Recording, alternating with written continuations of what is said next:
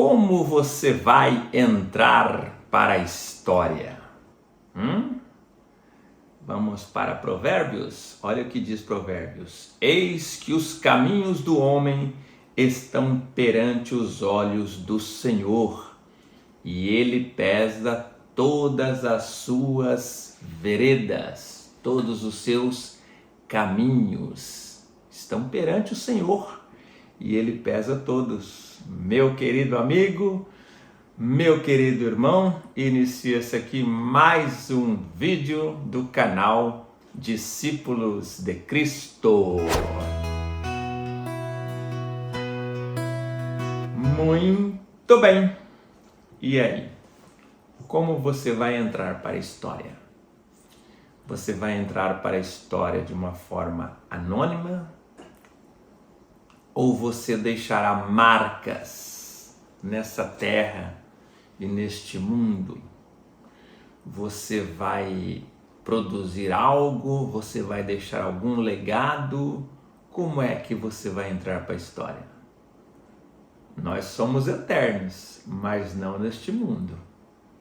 E quando nós passarmos daqui para a eternidade, como é que nós vamos entrar para a história? Vamos para o texto bíblico? O texto bíblico encontra-se em Atos dos Apóstolos, no capítulo 20, nós vamos ler do versículo 7 ao 12, que diz assim: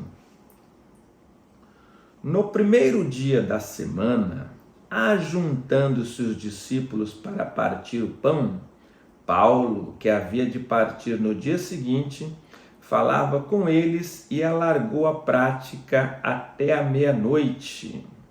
Havia muitas luzes no cenáculo, onde estavam juntos. E estando um certo jovem, por nome Eutico, assentado numa janela, caiu do terceiro andar, tomado de um sono profundo que lhe sobreveio durante o extenso discurso de Paulo, e foi levantado morto. Paulo, porém, descendo, inclinou-se sobre ele e, abraçando-o, disse: Não vos perturbeis, que a sua alma nele está. E subindo e partindo o pão e comendo, ainda lhes falou largamente até a alvorada, e assim partiu. E levaram vivo o jovem e ficaram não poucos consolados. Será que tinha bullying nessa época? O maior pregador de todos os tempos, depois do Senhor Jesus, o maior pregador de todos os tempos, responsável por praticamente metade dos livros do Novo Testamento. Vai lá trazer uma mensagem, fazer uma grande campanha ali em Troade, e o Eutico, como que o Eutico entra para a história? Dormiu, pegou no sono, caiu do terceiro andar e morreu. Ainda bem que o pregador era poderoso, estava lá e ressuscitou aquele jovem. Mas, queridos, vamos aqui abrir um parênteses, só um parênteses, que o Espírito Santo está me incomodando aqui, está me orientando, melhor dizendo. Vamos aqui no versículo 7, presta atenção. É só um parênteses, tá? Não é esse o teor da mensagem. No primeiro dia da semana, então olha aqui a prova que eles se reuniam no domingo e não no sábado, né? Essa questão do sábado ficou ali para o Antigo Testamento. No Novo Testamento você vai ver diversas vezes eles se reunindo no primeiro dia da semana, ajuntando-se os discípulos para partir o pão, ou seja, era a Santa Ceia, era o dia de ceia. Então a Santa Ceia foi celebrada no primeiro dia da semana, tá? Olha só que interessante isso. E o culto começa de manhã, e esse culto durou 24 horas, 24 horas durou esse culto. As escrituras nos diz aqui que ali tinham muitas luzes, que era um lugar bem iluminado. E o Eutico, como que o Eutico Como que o Eutico entra para a história? Um jovem por nome Eutico assentado numa janela. Aí já tem algo errado. Por que na janela? Por que um olho aqui no Paulo e outro olho na janela? O que está te distraindo? O que estava distraindo este jovem? Hoje, algumas pessoas ficam olhando na janela no culto hoje, sabia? Vocês sabem o que quer dizer Windows em inglês?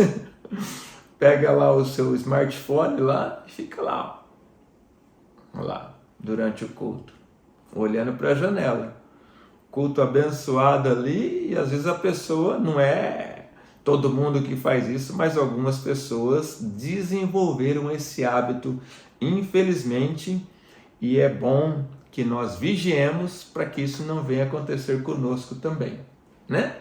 Não estou dizendo da pessoa que saiu desprevenido ali, sem Bíblia, apesar que não tem muita explicação e sem Bíblia na igreja, né? Mas às vezes quer ver um hino, alguma coisa assim, não é disso que eu estou dizendo. Eu estou dizendo a pessoa ver assuntos paralelos no celular, ao invés de prestar atenção na palavra, né? E aí então o Eutico, ele pega um sono profundo ali e pum, cai do terceiro andar e morre. Já pensou no negócio desse? Que situação? Tá no culto, o jovem lá, em vez de prestar atenção no culto, fica olhando para a janela, pum, o que será que esse jovem olhou lá fora que chamou tanta atenção dele assim, né? E acabou caindo e morreu. Mas tudo bem, Paulo estava ali, Paulo já era um ministério muito poderoso, o ministério de Paulo, né? Ele tinha esse dom, né, de curas e tudo, e ressuscitou o jovem ali e permaneceu tudo bem. Mas vamos prestar atenção em alguns fatos históricos hoje e vamos fazer uma introspecção. E eu volto a pergunta para você: como você vai entrar para a história? Não existe pessoas anônimas. No meio cristão não existe pessoas anônimas. Existem pessoas que não têm expressão, mas alguma influência positiva ou negativa você vai influenciar as pessoas, né? Vamos ver o caso de Abraão, por exemplo, que ainda era Abrão. Deus olha para Abrão ali em Harã e fala assim: sai da tua terra e da tua parentela e vai para o lugar que eu te mostrarei. Abraão já tinha 80 anos, já era riquíssimo, já tinha muito gado, estava num lugar idólatra, mas ele não praticava idolatria. Abraão podia olhar para Deus e falar assim: essa conversa aí não é comigo não, Senhor. Eu sou daqueles do comodismo, eu sou do evangelho da graça. Esse negócio aí de Deus pedir para mim, nessa idade, sair daqui, dessa minha terra que eu lutei tanto para conquistar, imagina, isso aí não é conversa de Deus não. Foi isso que Abraão fez? Não. Abraão ouviu a voz do Senhor. Às vezes Deus fala conosco e parece até estranho que Deus nos requer. Mas é Deus falando conosco. Nós temos que obedecer. Porque Deus sempre tem a razão. Tem um ser no planeta Terra que ele quer ser igual a Deus. Ele sempre quer ter a razão. Vocês sabem que ser é esse. Não vamos detalhar muito não. Mas Deus sempre está certo. Se tiver alguma coisa errada em nossa vida, é nós que estamos errando. Porque o Senhor sempre acerta. Então Abraão ouve a voz de Deus, vai ali para Canaã. Deus muda o nome dele para Abraão, que é pai de grande nação. Gera Isaac, Isaac gera Jacó. Jacó gera os 12 patriarcas. Depois o nome de Jacó é mudado para Israel. E aí é formado o povo de Deus, o Estado de Israel, que é o centro, a história, a narrativa de todo o Antigo Testamento é sobre esse povo. E se Abraão não ouve a voz de Deus? Como ele entraria para a história? Né? Quer ver outro caso? Pedro. Pedro negou a Cristo, mas não foi assim que ele entrou para a história. Não foi dessa forma. Ele entrou para a história criando as bases da igreja ali em Jerusalém. Ele entrou para a história enfrentando o Sinédrio, aqueles que mataram Jesus.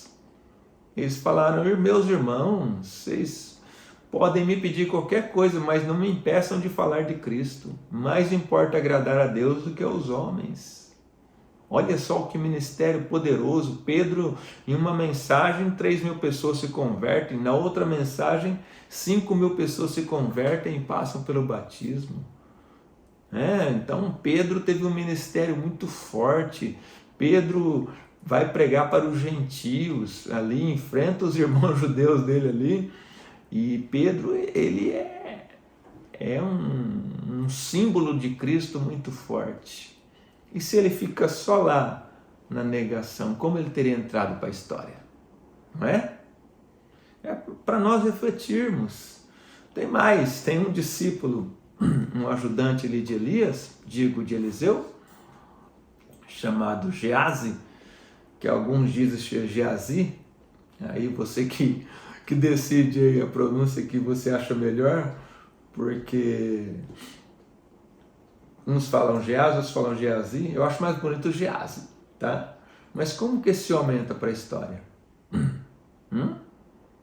Como aquele que, como um mentiroso, que traiu Eliseu, que foi lá pedir dinheiro para Naamã sem Eliseu ter pedido, que virou leproso. Há indícios fortes que Geazi se arrependeu depois. Se você observar na palavra ali, há indícios fortes que ele se arrependeu, que ele foi curado, que ele continuou o ministério dele ajudando Eliseu. Mas não foi assim que ele entrou para a história. Ele entrou para a história como um negador. E aí nós temos uma infinidade de personagens bíblicos. Maria Madalena, por exemplo, prostituta, 7 demônios Jesus expulsa dela. Se essa mulher não resolve aceitar Jesus, como ela entraria para a história? Vocês sabiam que Jesus apareceu primeiro para Maria Madalena? Depois que ele ressuscitou?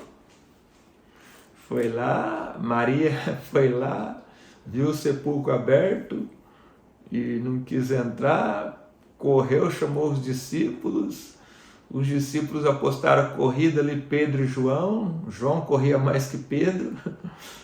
João chega primeiro, mas Pedro que entra ali no sepulcro, não acham nada, vê o sepulcro vazio e os dois voltam ali e Maria fica ali chorando e então o mestre aparece para ela primeiro. Por quê que o mestre aparece primeiro para uma mulher? As pessoas dizendo que Deus é machista, né? E aí? É forte o que essa mulher significa no Evangelho. Esteve ali aos pés da cruz. Ela amava o mestre de uma forma tremenda, né? E por que ela entrou para a história dessa forma? Como a primeira pessoa a ver Jesus ressurreto. Porque ela amava o mestre. E aí nós temos infinitos exemplos e nós vamos discorrer aqui por alguns minutos até que a gente entenda de que forma nós queremos entrar para a história. De que forma nós queremos entrar para a história? Como você vai entrar para a história? Existe um personagem da história da Segunda Grande Guerra. O nome dele é Oskar Schindler. E ele era do Partido Nazista. Partido Nazista. Ele era assim com Hitler. E o Oskar Schindler, ele queria lucrar. Ele tinha uma fábrica e ele queria lucrar e ele começou a produzir ali utensílios que os soldados usavam na guerra. E ele só pegava funcionários judeus, porque era de graça. era um salvo-conduto. Os judeus que trabalhavam para ele ganhavam em troca, né, não eram perseguidos, e então os soldados nazistas ali não atacavam aqueles judeus porque eles trabalhavam na fábrica de Schindler. Schindler começa esse negócio só visando bens financeiros, só visando lucro. Mas existe uma transformação na vida dele ali, e ali ele se desfaz de toda a sua fortuna, que ele ganhou até mesmo nessa época, e começa ali a contratar mais e mais pessoas para livrá-los da perseguição e livrá-los da morte. Daí surge até um filme muito famoso, chamado A Lista de Schindler, filme verídico, que ele consegue salvar 1.200 pessoas. E quem conhece um pouco da história, conhece o julgamento de Nuremberg, que ali todos aqueles nazistas que faziam parte do partido nazista, as lideranças ali, todos eles foram condenados à pena de morte, a pena máxima. Só um deles que teve uma conversa boa ali, que pegou 20 anos de cadeia. Não recordo o nome dele agora. Salvo engano, era um médico ou um jornalista, alguma coisa assim. Os outros todos morreram. Os que não morreram na batalha foram condenados ali.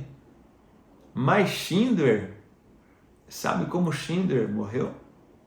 Ele morreu em Israel e recebeu honras. Olha só que coisa, meus queridos. Um homem do partido nazista ser enterrado em Israel e honrado. Olha só, esse homem tinha tudo para entrar para a história de uma forma negativa. Mas houve uma metanoia, houve uma mudança na direção da vida dele ali, em certo momento da vida dele. E quando há essa mudança, nada mais importa. E até quando você vai resistir ao Espírito Santo? Quem fala com você aí, na hora que você põe a cabeça no travesseiro ali, é o Espírito Santo. E aí, você não vai mudar de vida? E aí, como vai ser? Como você vai entrar para a história? Muito bonito esse filme. Eu acredito que é um dos filmes que eu mais gosto da Grande Guerra, é esse filme. Acredito ser esse filme. Mas e aí? Como você vai entrar para a história?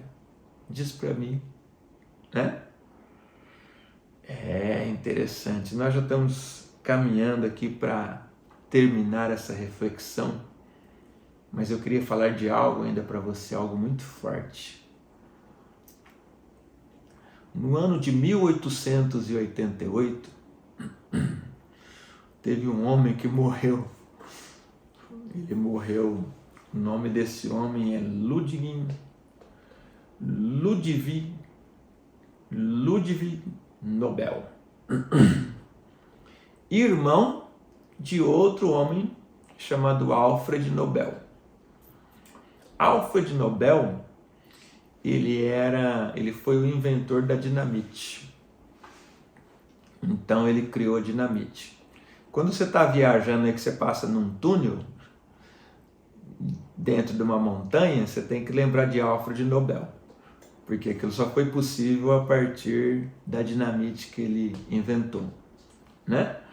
Porém, 10 anos antes dele morrer, o irmão dele morreu. O irmão dele morreu. E aí saiu ali uma reportagem no jornal, como se fosse o Alfred que tivesse morrido. O repórter se confundiu, achando que era o Alfred que tinha morrido e não o irmão dele. E colocou uma manchete muito grande ali no jornal, dizendo assim: o mercador da morte morreu. E aquilo chocou muito o Alfred, porque ele inventou a dinamite não com a intenção de destruição, mas com a intenção de facilitar a vida das pessoas. Esse era o objetivo dele, facilitar a vida das pessoas. né? Como nos facilita até hoje. E aí então ele vendo aquela manchete, aquilo mexeu muito com ele, e ele disse assim: eu não posso entrar assim para a história. Eu tenho que provocar uma mudança na minha vida. E aí então em 1898, ele cria uma fundação, pega toda a sua fortuna, deixa boa parte dessa fortuna nessa fundação, e aí ele então cria o Prêmio Nobel da Paz, que até hoje ele é distribuído em física, química, medicina, literatura, economia e paz. É por isso que nós só temos o Prêmio Nobel hoje por causa desse acontecimento com Alfred Nobel, que ele viu como é que ele ia entrar para a história. E ele não gostou da história que contaram dele. Que história você conta da tua história? É redundante, não é não? Que história você conta da sua vida para os teus filhos? Que história você conta da sua história? Como será o seu discurso ali com 60 anos, no seu aniversário de 60 anos? 70 anos, como vai ser o seu discurso? Você vai se orgulhar de algo? Como será a sua reputação? Ou como é a sua reputação? Lembra que reputação é algo que nós não temos domínio sobre ela. A reputação é algo que as pessoas falam de nós. Lembra disso? Lembre-se disso. Reputação é algo que as pessoas falam de nós, né? Então, as pessoas, os bereanos, chegou lá e receberam de bom grado a palavra. Então, a reputação é algo que terceiros falam de nós pelos que eles veem em nós. Isso é reputação, né? Então, repito, como você vai entrar para a história? Tem um rei Israel, rei Jeorão. A Bíblia diz que ele morreu sem deixar saudades. Eu já vi pessoas assim, uns pais de família. Já vi entregue ao vício, maltratando a família, batendo na esposa, foi assassinado, não deixou saudades. Não caiu uma lágrima no velório dele. E aí, como é que você vai entrar para a história? Nós temos que pensar. Isso é importante para nós. É algo importante, né? Como vai ser o seu velório? Eu lembro do velório do meu irmão, o primeiro cristão da nossa família, em 1996.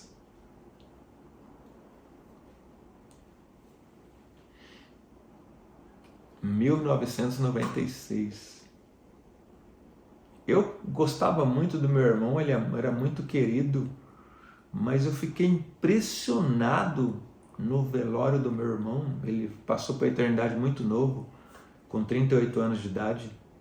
A quantidade de pessoas que tinham ali. Eu fiquei impressionado de ver aquilo. Quantidade de coroas, porque eu não sabia que o meu irmão tinha esse impacto. Ele era uma pessoa ótima para nós e tudo, mas eu não sabia que ele tinha esse impacto profundo na sociedade. Eu fiquei impactado de ver o velório dele. E eu já tive em velórios que o caixão estava sozinho lá, nem a viúva queria ficar lá. Nós tivemos que dar uma revezada lá para não deixar o defunto sozinho lá. Vai que ele sai andando, brincadeira. Né? Como você vai entrar para a história? Como vai ser seu velório? Onde você vai estar na hora do seu velório? Com o papai do céu lá em cima? Ou em outro lugar? Né? Como será? Eu lembro até que o meu irmão, um dia eu estava conversando com uma pessoa, 2 anos depois da passagem que o meu irmão passou para a eternidade, 2 anos depois eu falei para essa pessoa assim: eu sou irmão do Carlinhos. Ele olhou para mim assim: Carlinhos, tipógrafo lá eu não esqueci o nome da gráfica que ele trabalhava, da gráfica, isso, sou irmão do Carlinhos. Ele morreu. Essa pessoa começou a chorar na minha frente. Já tinha passado 2 anos, ele não sabia. Aquilo foi um grande exemplo para mim. Como você vai entrar para a história? Existe um jovem de 33 anos e meio de idade que ele viveu a vida dele em favor dos outros. Altruísmo total. 100% de altruísmo. 100%. Esse jovem, ele só fez o bem. Um homem já, né? Mas vamos chamar de jovem, 33 anos. Só fez o bem. Ele multiplicou pães, multiplicou peixes, andou por sobre o mar, ressuscitou mortos, curou leprosos, curou cegos. E esse jovem dividiu a história antes dele e depois dele. Hoje nós estamos no ano 2025, depois do nascimento do nosso Senhor e Salvador Jesus Cristo. Este é o maior exemplo que nós temos de como se deve entrar para a história, impactando as vidas das pessoas de uma forma positiva. Eu aqui gravo esse vídeo para você, para o seu elevo espiritual, para compartilhar a palavra de Deus com você, inspirado nesse jovem chamado Jesus Cristo. E só porque ele morreu e comprou a minha vida e a sua, é porque eu estou aqui. Como você vai entrar para a história? Senhor Deus e Pai, graças te dou, Senhor, por esta oportunidade de gravarmos este vídeo e falarmos da Tua Palavra.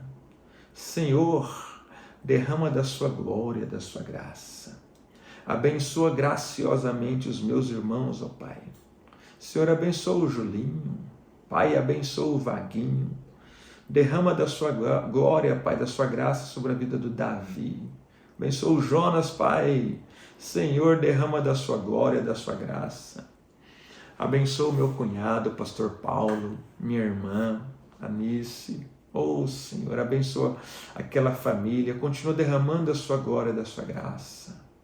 Pai querido, que este vídeo alcance os corações através do Teu Espírito Santo e que nós possamos fazer uma reflexão e ver como nós estamos conduzindo a nossa vida, Senhor, e avaliar como é que nós queremos entrar para a história. Pai, permita que nós estejamos sempre, Senhor, no centro e no eixo da Sua vontade. É assim que eu oro e te agradeço e o faço em nome de Jesus. Se Jesus não voltar, nos encontramos na próxima segunda-feira com mais um vídeo do canal Discípulos de Cristo. Deus te abençoe.